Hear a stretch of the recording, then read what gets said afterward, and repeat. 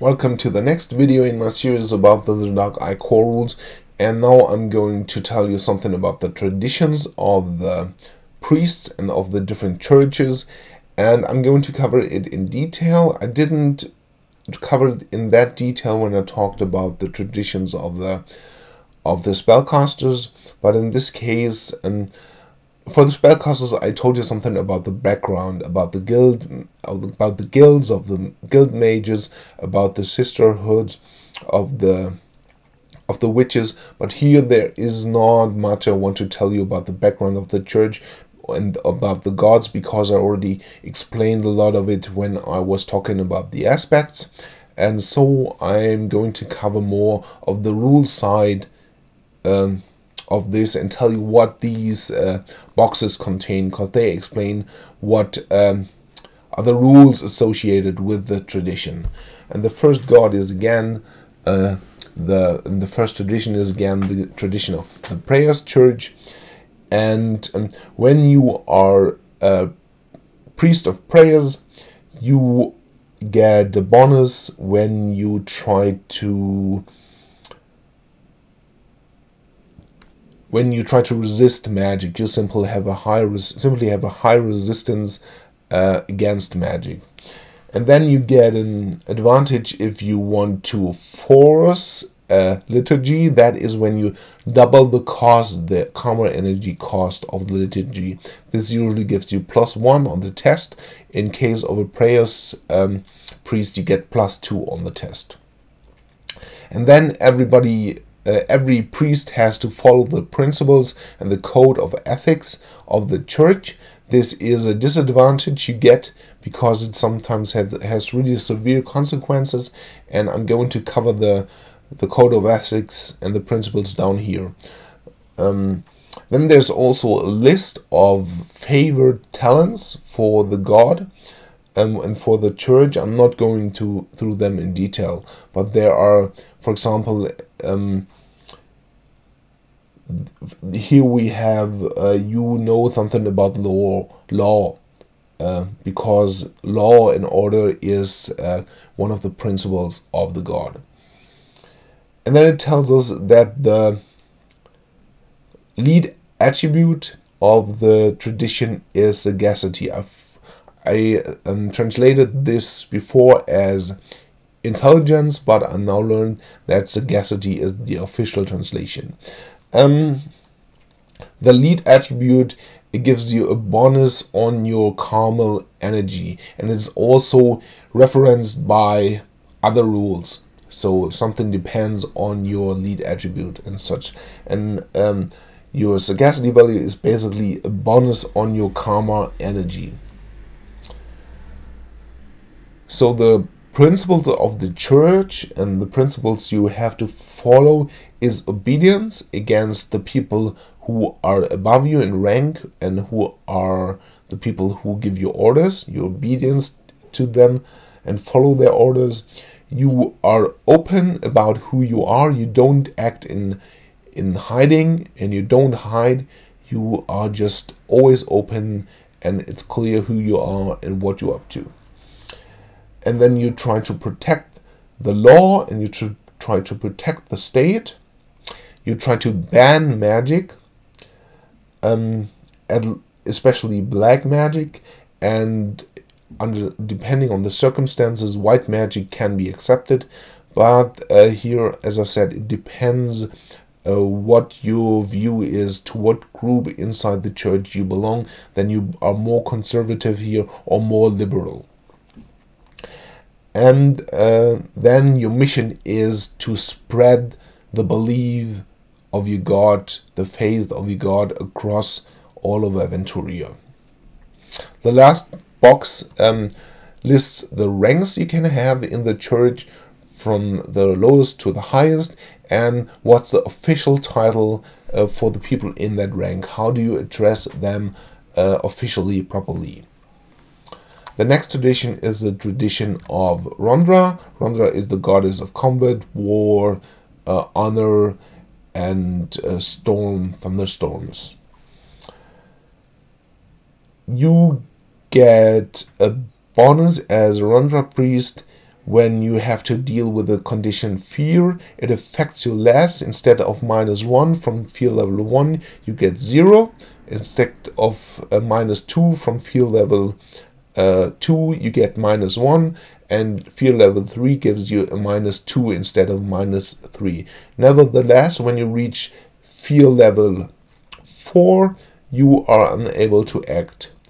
Unless the next rule comes into play, you are able to make a self-control talent test, and it would allow you to act in case you get into a condition of level 4. If you reach a condition of level 4 or level 4 in a condition, you're always unable to act. But as Rantra Priest, you can make a self-control test, and it would allow you to act nevertheless. Then you have to follow the principles of the church, and there's a list of favorite talents, and then it tells us the lead attribute for the Rantra priests is courage. The favorite talents are often referenced by other rules, and you might get a bonus when you use a favorite talent of your god. That's what the list of favorite talents means. The ideals and principles of the Rantra Church are the protection of the faith. You are not only protecting the faith of Rantra and the followers of Rantra, but all of the 12 gods. And your ideal is also the knighthood. You don't use crossbows in combat, and depending on how conservative you are or how liberal you are, you might even not use bows. But in general, the rule is only don't use crossbows. You take responsibility for the protection of temples and holy sites, and not only of your belief, but all of the 12 gods. And the ideal is the honorable combat among equal combatants, equal fighters, who may only differ in skill and in courage. And it's not even okay to, if you're clearly superior in skill to someone, then it would also not be considered a fair fight and an honorable fight. You never shy away from a duel as a Rantra priest, but if you see that someone is clearly inferior to you and he has no chance, then you would avoid the combat and you would not engage. And you try to be a master of all arms. You try to learn all kinds of weapon skills and try to master them and be the best fighter you can possibly be. And then again, you have the list of the ranks within the church and how the titles are for that ranks. The next tradition is the tradition of Boron, the god of death and sleep and dreams. And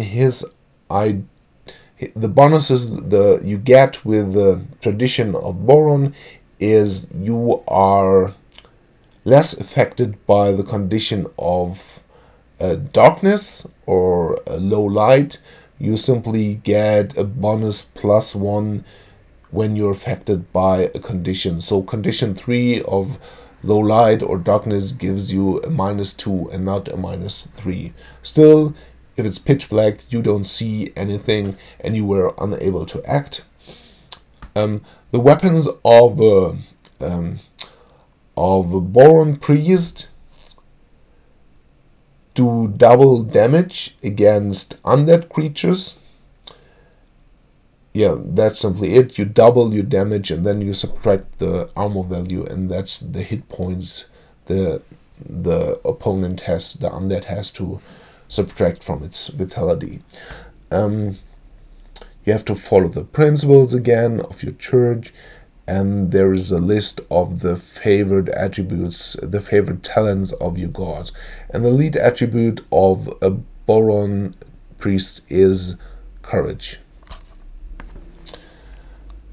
The ideals and the code of ethics of the Boron priests includes the funeral.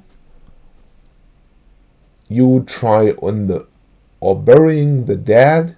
You don't just leave dead corpses. You bury them properly. This can have a great influence because it prevents the people or the dead body from automatically rising as the undead creature, especially in the demon-infested regions in the east, or especially the part that belonged to an empire of necromancers.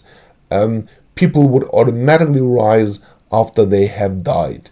And the only way to do this is bury them in a blessed or holy graveyard, or to bury them with a short ceremony by a priest. And you have also, you shouldn't talk too much. You should be silent as often as possible and only talk when you really have something to say and it is important. And you try to study the dreams and try to analyze dreams and learn what they want to tell you, because your God sends you messages in your dreams. And then again, there's a list of the ranks within the church and the titles these ranks have. The next tradition is the tradition of the Hesinde priests, and the Hesinde priests get the bonus when they are dealing with illusions. It's easier for them to realize that something is an illusion, and they get also a bonus on the condition of confusion. So they get the +1 instead of -2 or -3, they get -1 and -2.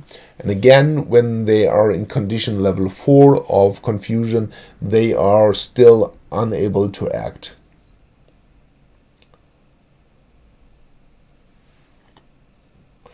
You have to follow the principles of your church, and there's a list of favored talents, and the lead attribute is sagacity. The principles of your church and the code of ethics you have to follow is you try to collect knowledge, you try to collect artifacts, books, and all kind of knowledge, and you write it down in the book of the serpent, so other people will be able to learn from it. And you always try to learn more every day. You don't stop in learning. Life is learning for you. And you also try to enjoy the beauty of the world, the beauty in art and things like that. Then again, the list of ranks in the church and the proper title to address the people. Then we have the tradition of the Fex church and the Fex priests.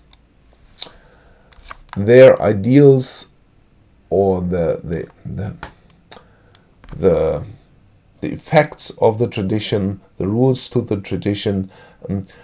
When you use a fate point to re-roll a test, you can choose which result you are using. Usually you have to re-roll, and then you have to take the re-roll even if it is worse than the first result. But as a Fex priest, you can choose which of the rolls you want to use. And you can sacrifice money to get a bonus when performing a ceremony. So you promise you got some money or sacrifice in the ceremony, some money, some silver pieces, and you will get a bonus +1 on your ceremony roll. You have to follow the principles of your church. There's a list of favorite attributes, favorite talents, and the lead attribute is intuition. The ideals of your church are that you do something only if you get something back. You're always about a fair deal. You do something, you get something back. And you act hidden. You're not necessarily open about who you are and what your plans are. You try to hide this. And you seek the challenge. The greater the challenge, the greater the fame, and the greater the motivation for you to overcome the challenge. And the last tradition is the tradition of Pereine, the goddess of farmers and the goddess of healing. And when you are a Pereine priest, you are better at healing. There is it's like a spell trick, it's a liturgy trick or something like that. And it's to heal just one hit point. And if you use this liturgy, you heal 2 hit points. And you are more resistant to diseases, and it's easier for you to deal with diseases. And you have to follow the principles of the church. There's a list of favorite talents, and the lead attribute of the tradition is intuition. The ideals of the church, you have to follow the ideals of your God, is you help people who are in need of help. You are always working hard, and you are not idle. There's always something to do for you, and the work never ends for you. And you are humble, and you don't waste the gifts that the goddess has given you. And you try to educate yourself in healing. You study diseases, you study the treatment of diseases, and you study the treatment of wounds, and you try to be the best healer you can be. So that's it for the traditions. If you have any more questions, then comment, send me a message. I will try to answer. But that's everything I want to tell you about the traditions. So bye.